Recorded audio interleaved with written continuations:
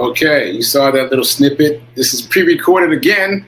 Pre-recorded, and I'm trying to get the light, the glare off my glasses again. Anyway, this is a pre-recorded show.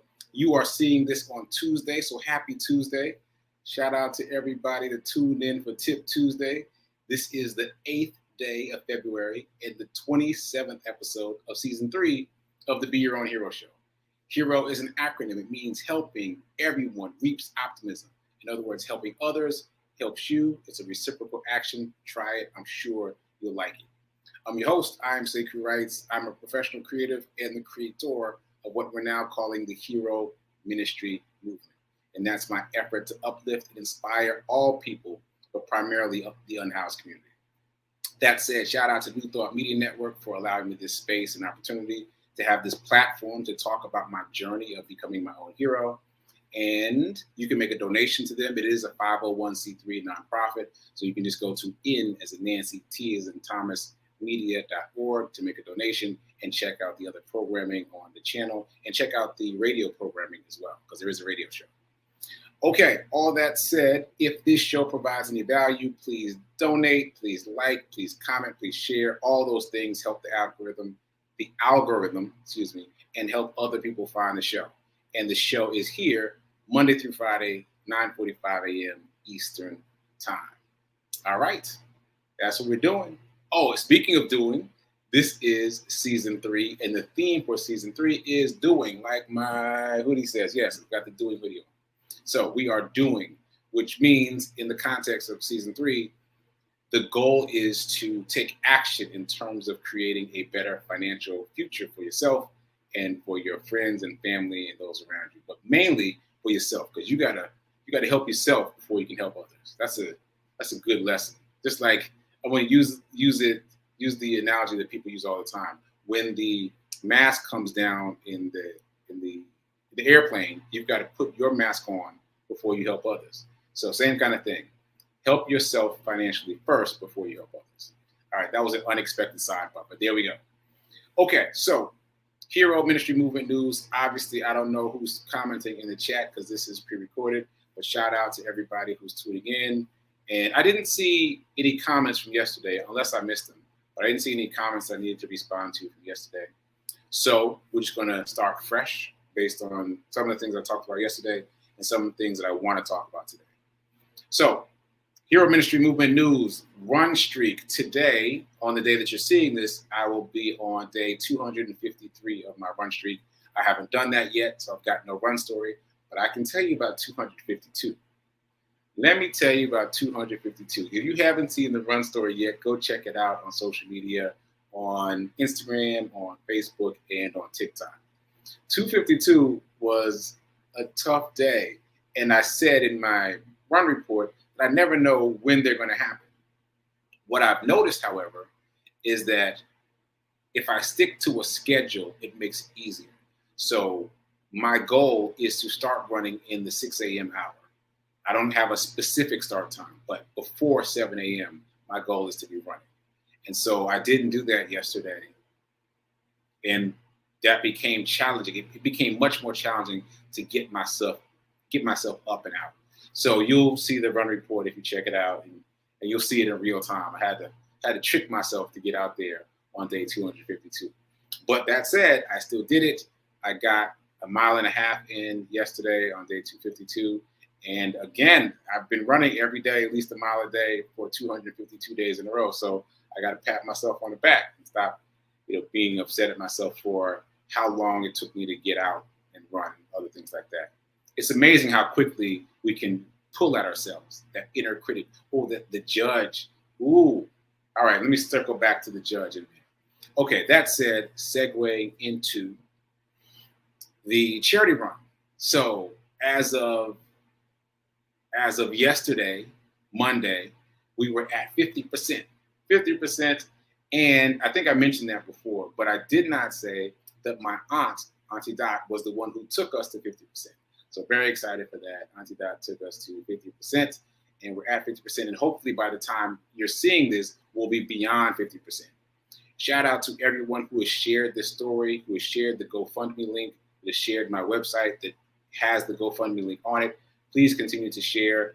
more and more people are getting excited about it as they hear about it. So we just have to, I mean, it's very familiar to us because we talk about it all the time, but we have to remember that other people haven't heard about it at all. So spread the word, spread the word, spread the word.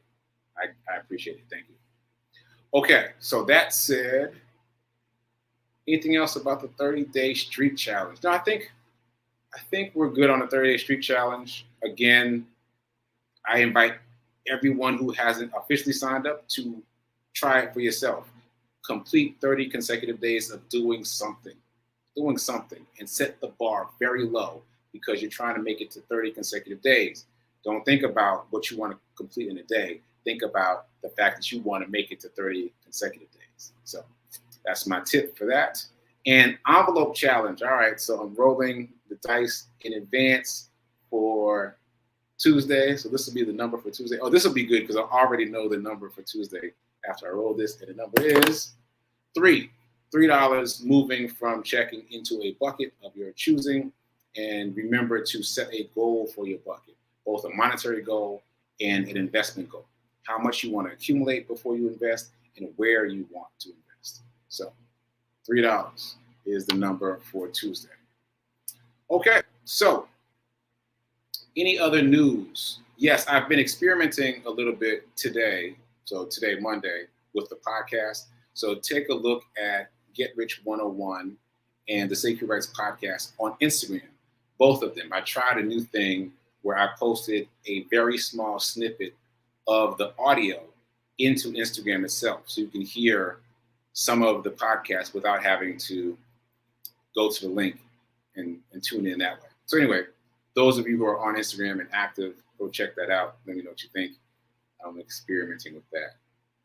All right, I think that's it for the news for now. More news coming up soon. And let's go back to the morning's end. So this is my circle back when I said I wanted to come back to the judge. So as you know, I've been taking the 30-day mental diet class again with Reverend Melissa. And that show wraps up today. Today is the last class. Tuesday is the last class. And I've completed the reading and I'm still cobbling together some of my notes. Like there were a couple days that I had some technical difficulties. So because I write my notes on computer, not by hand.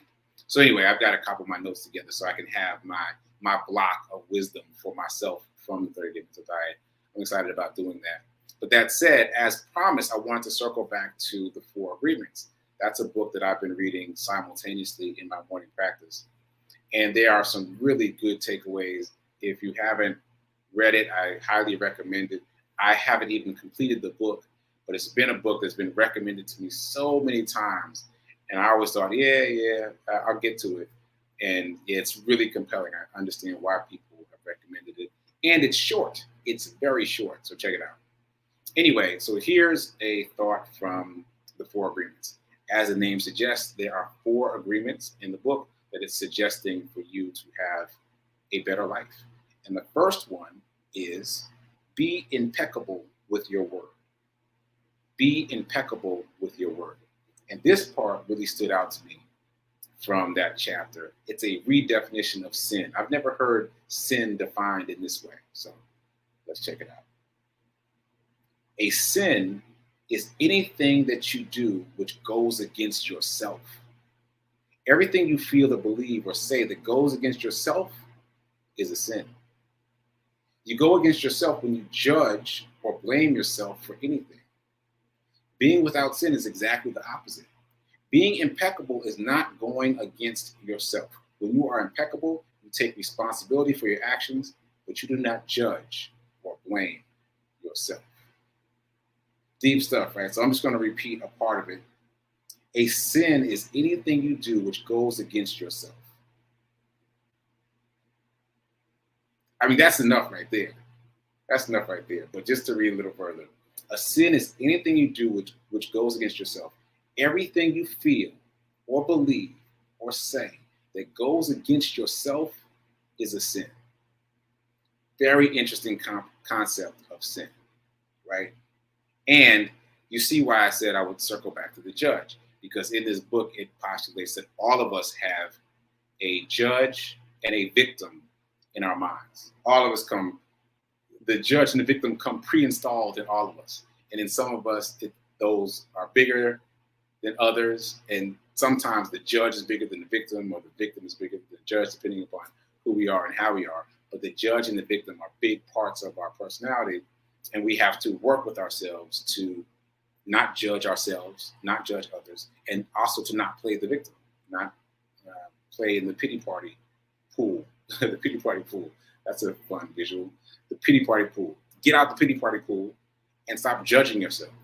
So really impactful ideas. And the idea that sin is you not doing, no, let me not use the word not. The idea of sin being you going against yourself is a powerful one, because we've all learned not to sin. Even those of us that aren't religious, we've all learned not to sin. So that idea of thinking of sin as something that entails you going against the grain of yourself, that's a powerful idea. So anyway, all that said, that is the first of the 4 agreements from the 4 agreements. And I highly recommend the book. And I'll be reading from that book. Maybe, I was trying to figure out if it'll only take 4 days. I mean, technically it'll take 4 days, but probably there'll be more to talk about than just what I read in those 4 days. Anyway, I'll be talking about the 4 agreements, and I might circle back to the 30-day mental diet. That is the morning Zen for today, Tuesday, the 8th of February. Okay, so let's get into abundance. So, affirmation: I am so happy and grateful to be a multi-millionaire in every area of my life. I am so happy and grateful to be a multi-millionaire in every area of my life. You guys should say that at home. Like, don't just let me say it by myself. You should say it at home. Drill it in. Make it a part of the way you see the world. Okay, so quick reminder: poor people spend, the middle class saves, but the wealthy invests. You want to be wealthy, you need to be investing. It's not optional. Okay, so today is Tip Tuesday, and today's tip comes to us from Shaquille O'Neal. We've talked about Shaq a lot on the show here and there. So Shaq tells this story that I'll retell. He says that he was out somewhere early in his career. He was making a lot of money, and he met a man that said to him, "You're rich, Shaq, but I'm wealthy." And Shaq was able to get past his ego and not be offended enough that he asked, "What does that mean?" And the guy said, "Well, what that means is wealth is a measure of time." I'm ad-libbing a little bit, but wealth is a measure of time. If I pass away, my children and my children's children and my children's children's children won't have to work, because that's wealth. But rich, if you pass away at any time, then the money's all gone. The faucet dries up.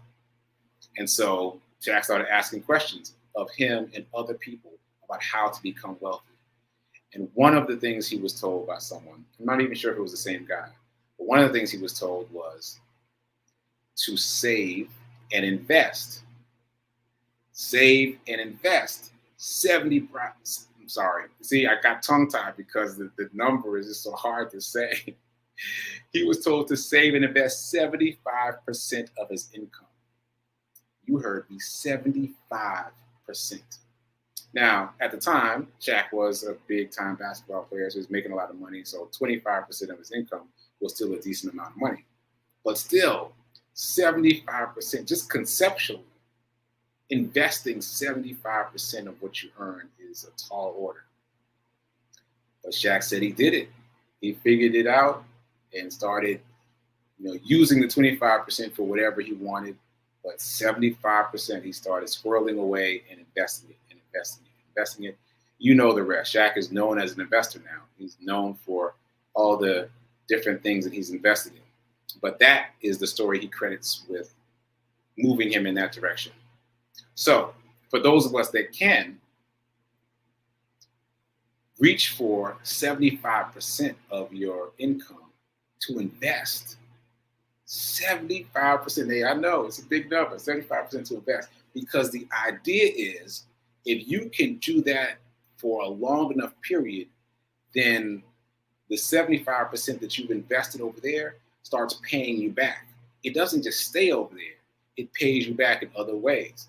So that now, let's use the same example. Now Shaq is being paid by all these other investments. He doesn't need basketball. Obviously, he's not playing anymore, but he doesn't need an income in basketball because all his investments are paying him, right?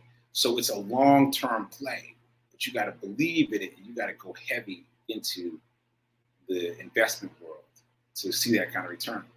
So all this brings me back to yesterday's story. So yesterday I talked about this article from the Motley Fool, which is a cool resource to check out. Just be mindful that every time you read an article, the last paragraph is going to say, hey, buy more information. Hey, there's a secret about this article, but you got to spend money to find out what it is. So be mindful of that. But there's really good information at the Motley Fool, M-O-T-L-E-Y, Fool, F-O-O-L. Okay, so that said, I was reading an article yesterday about how if you invested in these 3 stocks, you could create an annual income of $7,000. And so that article suggested that you divide your $100,000 into 3 stocks and invest equally in those 3 stocks and let the dividends pay you $7,000 per year, which averages out to about $580 per month.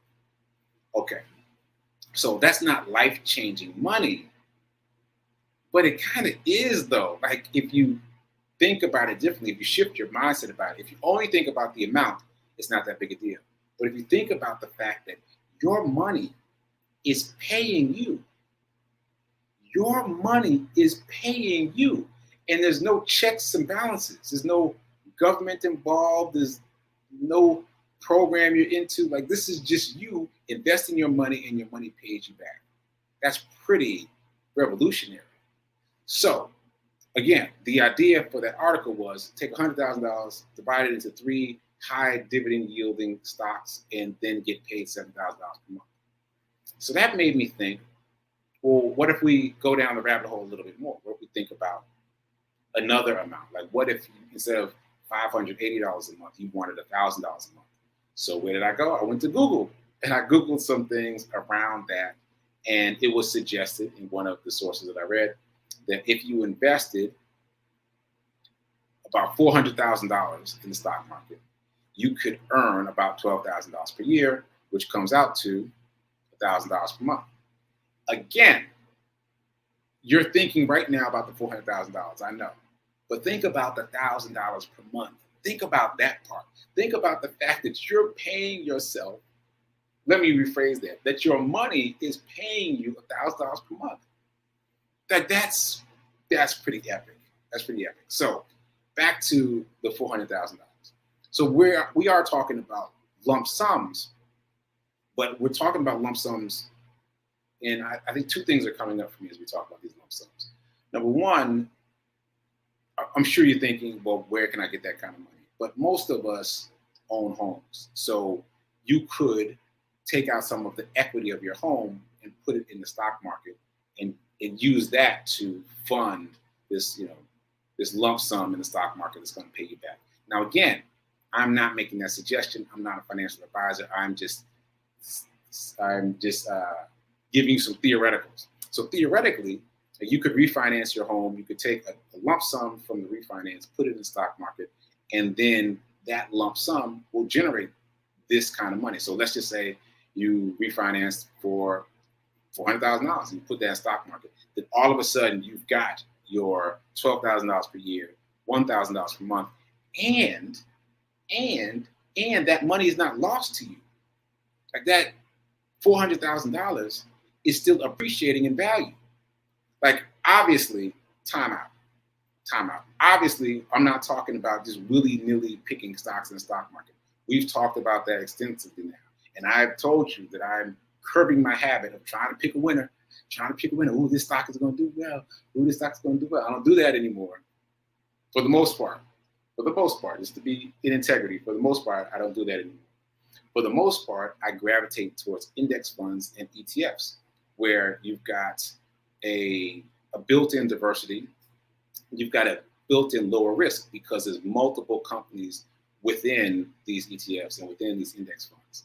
So assuming that you're investing in index funds and ETFs, the market generally rewards patience. The market generally will return 10% or better if you're not out there trying to pick winners. Meaning you're not saying, all right, my cousin, his company just went public, I'm gonna give him a lot of money and we're gonna buy in at 10 cents and we're gonna hope it's gonna go to $10,000 per share. Like, don't do that. Don't do that. If you're investing in index funds, ETFs, and the FANG growth stocks, the tried and true, the blue chip stocks, then you can be relatively certain that you'll make about 10% on your investment. Anyway, so circling back, if you took that lump sum, $400,000, you put it in the stock market, and you start getting that $12,000 back, $1,000 per year, there's multiple advantages. Not only are you getting $1,000 per month, not only is your money paying you $1,000 per month, but it continues to grow, because even though you're reaping the reaping the dividends, you're using the dividends to earn your $1,000 per month, it's still appreciating in value over time. It's like if you just go to any of the brokerage houses and you look at, let's say, the chart for the S&P 500, it's just a steady climb up. It takes time, but it's a steady climb up. So even though you're taking the dividends, it's still growing, right? And so you can make capital gains money by selling that stock later, or you can use it as net worth because it's a part of your investment portfolio. So it's still benefiting you. It's not like you spent it on something. Not like you spent it on lottery tickets or something, and then you got $1,000 per month. No, you're getting $1,000 per month, and also your $400,000 that you put over there is continuing to grow. It's continuing to grow, right? So all that is pretty exciting when you think about it. That you could literally create your own trust fund. And you remember, I'm sure you've heard people talk about trust fund babies. You can create your own trust fund just by being vigilant and dedicating, in this case, 75% of your income to your future. And then soon, immediately your future starts paying you back. Because I mentioned my Auntie Dot earlier in the show. I gave her $1 of Coca-Cola when we first started investing in the pandemic. Just, still trying to figure it out. I gave her $1 worth of Coca-Cola stock on Cash App. That $1 worth of Coca-Cola is paying her dividends. Like, all you need is $1 in the game before you start getting dividends. So if you're getting dividends on $1, imagine how many dividends you'll get if you've got $400,000 or $100,000 in the stock market in the right place. That's incredible to think about. Your money will literally be paying you. I know I've said it a bunch of times, but I love that concept of your money working for you while you're sleeping, continuing to make you money. And yes, when you do get those $1,000 per month payments, you have to pay taxes. But still, you've got this money that you can rely on that you don't have to jump through any hoops for. It's yours. You created it. It's paying you. All right. So anyway, I'm really excited about that. And that tip for Tip Tuesday comes to us from Shaq. Shaq says, invest 75%, or save to invest 75%. Like, you got to put it in a bucket, fine, but then go invest 75%, use 25%, use and live off of 25%. And then soon that 75% will pay you back. So that may make a difference to some of you in terms of how much money you're investing per month or per check. Like, you want to be as aggressive as you can be, because the more you put in, the more you get back, much like life. Okay, all that said, a couple quick side notes. I've heard today that McDonald's has started accepting Ethereum. Ethereum is the second biggest cryptocurrency. The biggest that we've all heard about is Bitcoin. So it's Bitcoin and then Ethereum. So I've heard, and I say it that way because I haven't fact checked it yet, but I heard today that McDonald's has started accepting Ethereum, which means if you buy a Big Mac at McDonald's with Ethereum, because Ethereum is so expensive, it's going to cost you about $75 for a Big Mac. But that's neither here nor there. The point is, the mainstreaming of cryptocurrency is continuing. And also, we should all have exposure to cryptocurrency. And also, it's becoming easier and easier to have exposure to cryptocurrency because now you don't necessarily have to buy cryptocurrency. McDonald's is in the game, assuming that the article I read is correct. McDonald's is in the game. You can just buy stock in McDonald's, which is a publicly traded company, which is a part of the S&P 500, which brings us right back to index funds. Just buy index funds. Just buy the S&P 500. We're talking about 500 of the biggest companies in the United States. Why try to figure out the winner? Just get the S&P 500. Those 500 companies are all trying to figure out, I imagine that most of those companies are trying to figure out how to mainstream cryptocurrency for their needs. So you don't have to try to figure out how to invest in cryptocurrency. You can just get the S&P 500. If you want direct exposure to McDonald's, you can buy an individual stock. But in my estimation, based on this journey of abundance and learning about the stock market, it seems much safer to me to invest in index funds and ETFs because there's multiple companies in the fund. Oh, and also REITs, real estate investment trusts. There's multiple companies in the fund. And so if something happens to one, there'll be others to prop it up. But do your own research, do your own due diligence. I'm not a financial advisor. I'm just telling you what I have observed. Okay, so was that it? Yeah, I think that's it. So since I got a couple minutes, I just want to show you something really quick.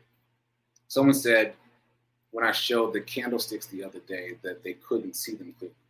So just a reminder, I have started studying trading in general. And then I fell in love with Japanese candlesticks, which is simply a method by which to read not only the stock market, but any of the markets that have a chart, a graph. So this is what the candlesticks look like. These are naked candlesticks. The green candlesticks represent buying, and the red candlesticks represent selling. Do I have that right? I'm pretty sure I have that right. Green. I'm still learning, so bear with me. But I think the green represents buyers, and the red represents sellers. And this chart, when you superimpose it on an actual financial stock chart, looks something like this. Now, this is very confusing, obviously, right?